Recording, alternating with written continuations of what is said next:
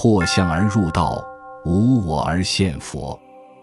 梵音堂精心策划了《金刚经》智慧系列影片，让我们一起听佛语，现本性。欢迎收看第一期《金刚经》的千年历史。我们常常会在某个静谧的夜里，人生的转弯处，突然问自己一句：这一生我到底在追寻什么？财富、名声、关系、成就，都曾让我们执着，让我们欢喜，也让我们失落。当这些目标一一达成，又一一失去之后，我们才恍然意识到，那些外在的东西终究无法填满内心深处的空洞。就在这样的时刻，我们开始想寻找一种真正能够安顿身心、给予智慧的力量。而这个时候，如果我们接触到了《金刚经》，那就是一个福德深厚的缘分。《金刚经》不是一本普通的经书，它几乎是佛法的代名词，是许多人的佛学启蒙起点，也是一部即使初学者诵读也能感受清凉与震撼的经典。它简短锐利，直指核心，像一把金刚宝剑，斩断我们对世界的种种执着与误解。但我们想问的是，为什么偏偏是《金刚经》？为什么它能流传千年不衰？又为什么它会成为世界上最早的印刷品，被后人一代又一代的供奉诵持，流传不息？这并不是偶然。当我们深入了解《金刚经》的历史与地位，就会发现它不只是一部宗教经典，更是一部贯穿文明、改变无数人生命轨迹的智慧之书。大般若经的汉译本共有600卷，内容浩瀚，纵使出家修行者也未必能一一通读，更遑论在家学佛者。因此佛陀特别在般若经体系中开演《金刚经》，以精炼简要的篇幅总摄般若智慧的精髓，成为大般若经的浓缩要义。金刚经的全称是金刚般若波罗蜜经，其中的金刚是一种譬喻，指的是最坚固不可摧毁的物质。在古印度语中，即金刚石，象征无坚不摧的智慧。金刚的意义就在于说明般若智慧能破除一切执着、颠倒妄想、烦恼无明，而自身不为任何所动摇。正所谓以金刚喻般若，表示此智慧能摧毁一切烦恼束缚，然自身不坏，坚不可动。唐代高僧玄奘法师将此经翻译为能断金刚般若波罗蜜经，加上能断2字，强调般若智慧能够断除一切执着、烦恼、生死。其实金刚2字已具备此意，只是玄奘大师更明确点出其功能。般若波罗蜜是梵文 Prajnaparamita 的音译，意为智慧的彼岸。修学此经，就是通过般若智慧度过生死烦恼的此岸，到达究竟解脱的彼岸。在佛陀的教法中，《金刚经》属于般若波罗蜜多经体系，是整个大乘佛法的核心。佛陀一生讲经说法49年，其中有22年在讲般若，也就是讲空的智慧，而《金刚经》正是整部大般若经600卷的浓缩与结晶，是佛陀最直接、最深刻的阐述破我执理法执的重要经典。我们在日常生活中总是执着于我是谁，我拥有什么，我被怎么看待，这些我见、我爱、我慢构成了我们的痛苦之源。而《金刚经》最伟大的地方就在于它一次次敲碎我们对我的幻想，让我们从迷雾中苏醒。凡所有相，皆是虚妄，若现诸相非相，即见如来。这句经文不知曾震撼过多少人的心灵。当我们第一次读到它时，或许还不能完全理解其中深意，但它已经像一颗种子，静静地种在我们心田，等待时机成熟，开出觉悟的花朵。而更让人惊叹的是，《金刚经》也是世界上最早有明确纪年记载的雕版印刷品之一，在敦煌出土，现藏于大英图书馆，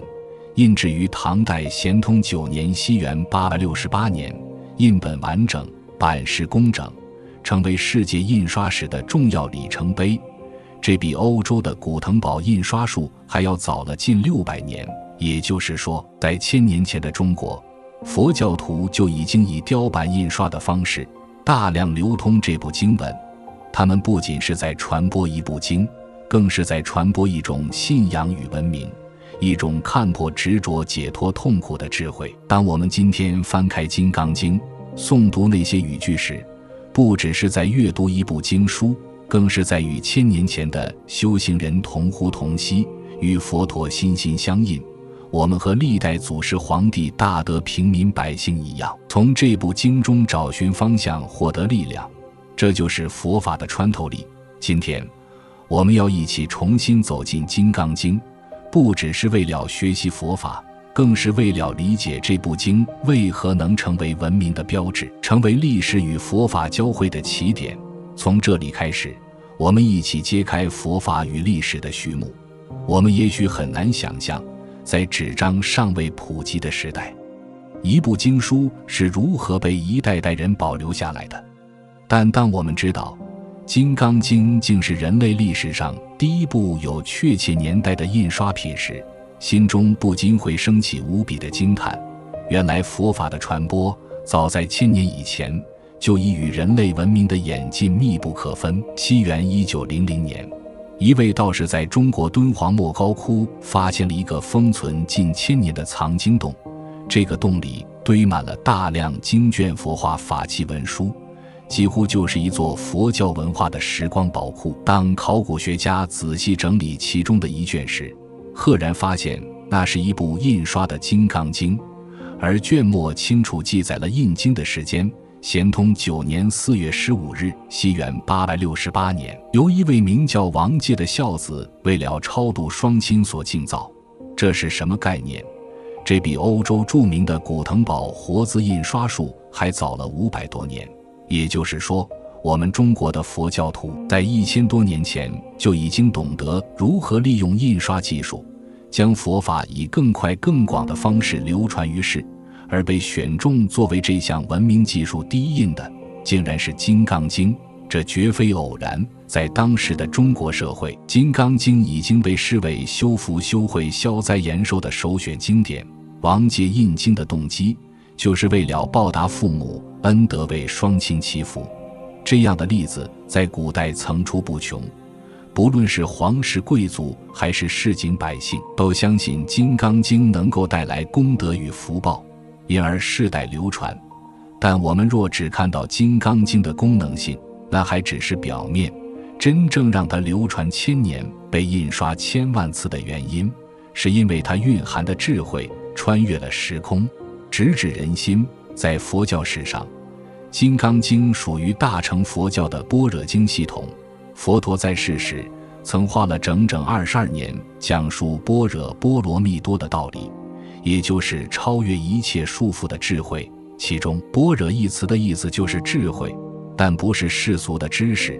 而是能够透视一切现象无常无我空性的智慧。我们会问，那这样的智慧有什么用？它能改变我们的人生吗？金刚经给我们的答案是，当我们放下对我的执着，人生的痛苦烦恼矛盾也就随之松动。经文中多次反复说道，应无所住而生其心烦所有相，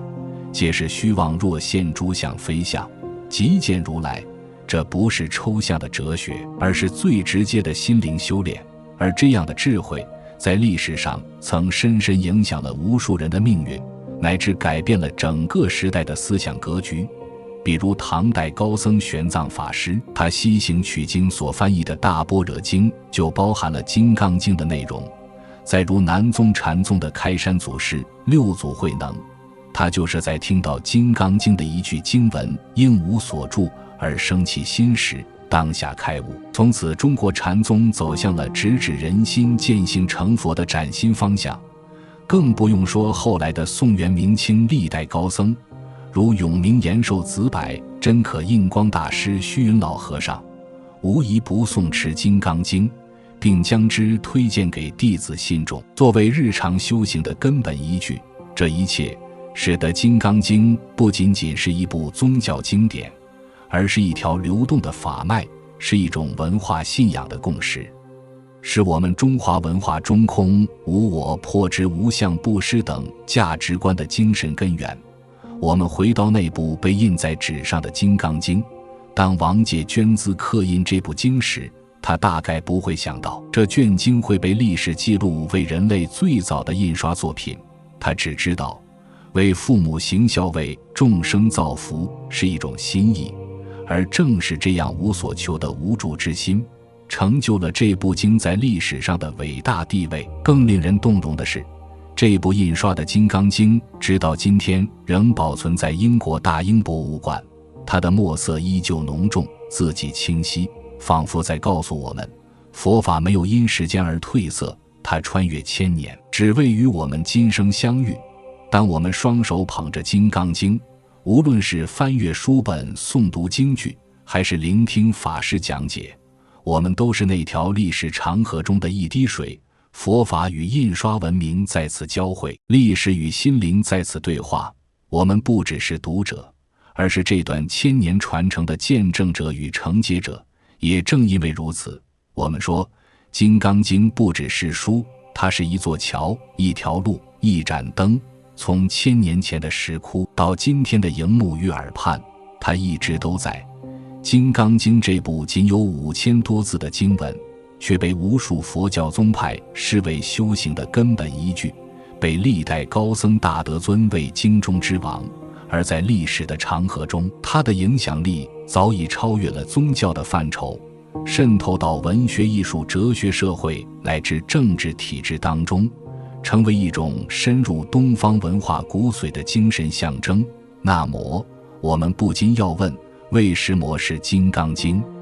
为什么在浩瀚的佛教经藏中，唯独这部经能够获得如此崇高的地位？首先我们要知道，《金刚经》的根在般若，是大乘佛教的核心经典之一。所谓般若，是梵文 prajna 的音译，意指通达实相的智慧。这种智慧并非知识堆砌，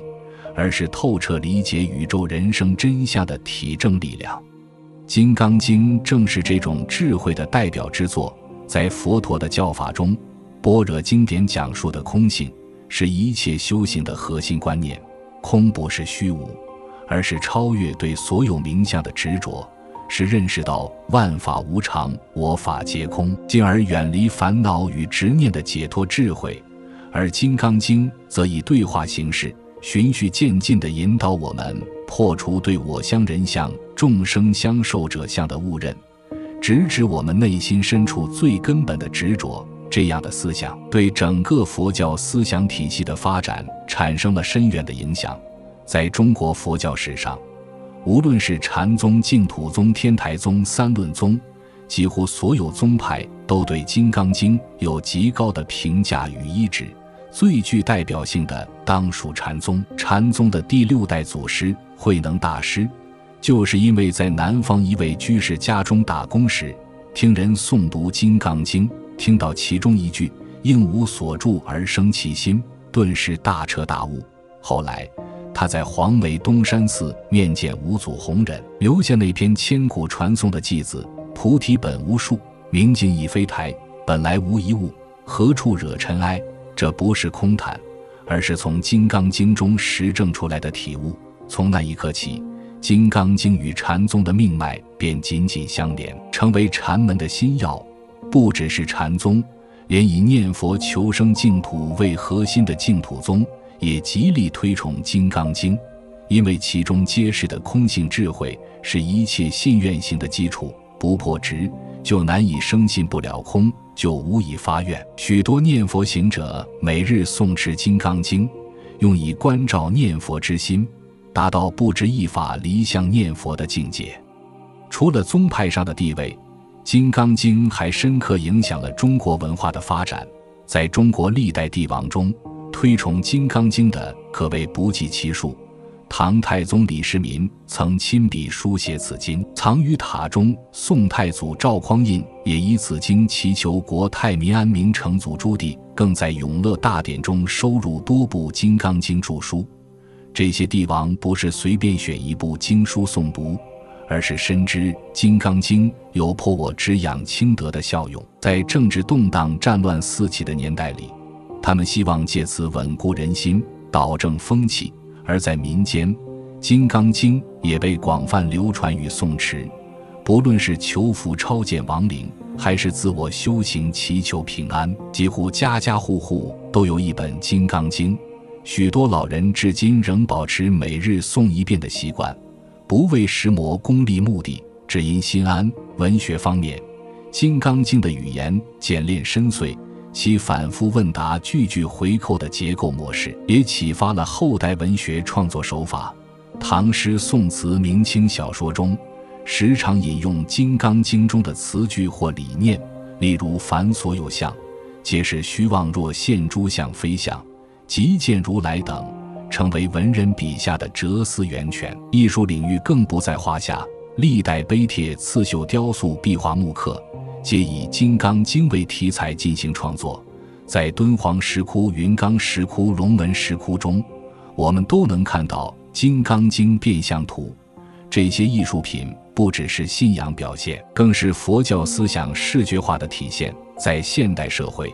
金刚经》的影响也丝毫未减，许多心理学家、哲学家都重新审视这部经文，认为它揭示了人类情绪与执念的根源，是一部关于认知转化的经典文本。例如，著名心理学家卡尔·荣格就表示，佛教的空性智慧与潜意识疗愈密切相关。我们在读《金刚经》时，或许也会惊讶，这部2500年前的经文，怎么会这么现代？怎么会这么贴近人生？原来，真正的智慧不分时代，它所触及的是人性最深层的苦与迷。《金刚经》的地位，不只是宗教经典的尊位，更是整个东方文化精神的脊梁。它让我们明白，真正的安乐不在于外境的获得，而在于内心的放下。真正的自由不是无所不畏，而是了无挂碍。真正的觉醒不靠知识堆叠，而靠直指本心。今天，当我们站在历史的交汇点，重新翻阅《金刚经》，我们不只是追忆古人的修行，而是在反观自己的执着，重新理解什么是无主生心，什么是以无所得故。这部经的光芒，不只是照亮佛塔经楼，也照亮我们的日常生活。它教会我们放下得失，看破成败，在一切烦恼中保持内心的清明与慈悲。这份力量是历史的，也是当下的，是佛陀的智慧，也是我们的智慧。我们若静下心来观察历史，不难发现，《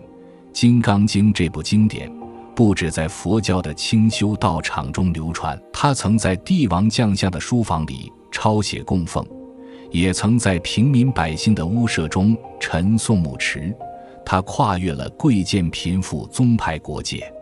成为整个东方世界共同的信仰力量。在中国历代帝王中，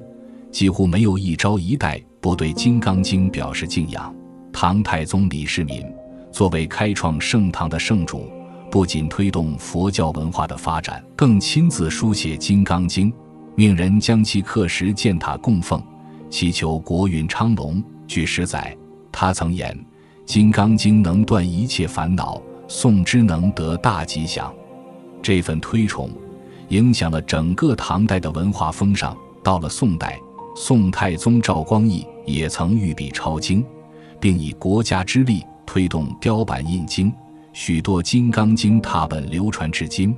仍可见当时皇家用纸用墨的精致程度，可见其对此经的敬重。而在明清时期，更有无数文人士子视《金刚经》为修身养性之经。明成祖朱棣甚至在《永乐大典》中多次编入与《金刚经》相关的著书与记录，反映出皇家学术与佛学思想的融合。然而，《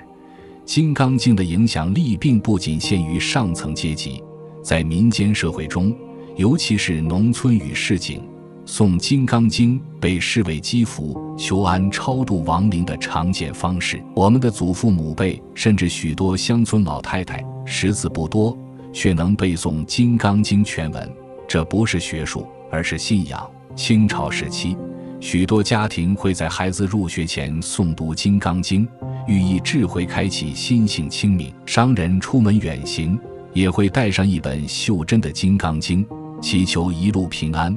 可见它早已超越了宗教的界限，成为社会日常生活的一部分。而在出家僧众中，《金刚经》更是基本功课之一，许多寺院每日早课中必诵此经，因其义理深邃，篇幅适中，音韵优美，能关照自心，摄持散乱。历代高僧如弘一大师、虚云老和尚、印光大师等，都对《金刚经》推崇备至，并曾开设专讲书写注解，留与后人学习。不只是中国，《金刚经》在整个亚洲佛教圈也有深远的影响。在日本，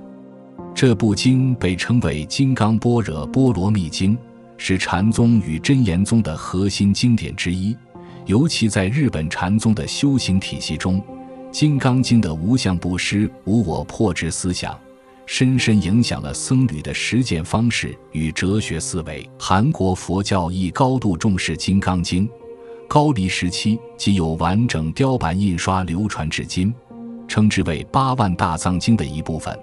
每年定期诵读《金刚经》已成为许多韩国寺院的传统仪式。在越南、泰国、缅甸等国，《金刚经》虽不属于小乘正典，却仍被视为修行辅助的重要经典，常见于在家居士的诵经册中。而令人欣喜的是，《金刚经》也逐渐走进了西方世界。从20世纪开始，随着佛教的国际化发展，《金刚经》被译为英文、法文、德文等多种语言，受到学术界与心灵疗愈界的高度关注。心理学家荣格、哲学家铃木大拙、美国诗人艾伦金斯堡等人都曾深受《金刚经》启发，甚至将经文中的语句纳入作品之中。许多西方学者惊讶于这部经文所展现的哲学高度与逻辑严密，认为它超越时空限制，是对人类存在本质的深刻省察。他们称它为东方智慧的巅峰、空性思维的奇迹。回顾这段历程，我们会发现，《金刚经》之所以影响如此深远，不是因为它字数多、篇幅长、内容复杂，而恰恰是因为它简洁、直接、精准，直指人心。它讲的是一种放下、一种破除、一种让我们看清执着即是痛苦的智慧，从帝王将相到市井百姓，从汉传佛教到全球学者，《金刚经》以它无声的力量、无形的智慧，感召着一代又一代的有缘人。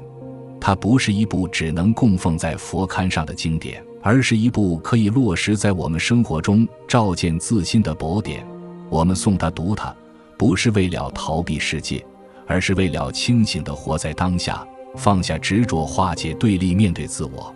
这正是它穿越千年的价值所在。我们总说，一部经典之所以能够流传千年，不只是因为它的内容深奥、文字优美，而是因为它真正能够改变人的命运。《金刚经》就是这样的经典，它不是供人膜拜的神圣符号，而是一部能够深入人心、指引方向、断除烦恼的真智慧之书。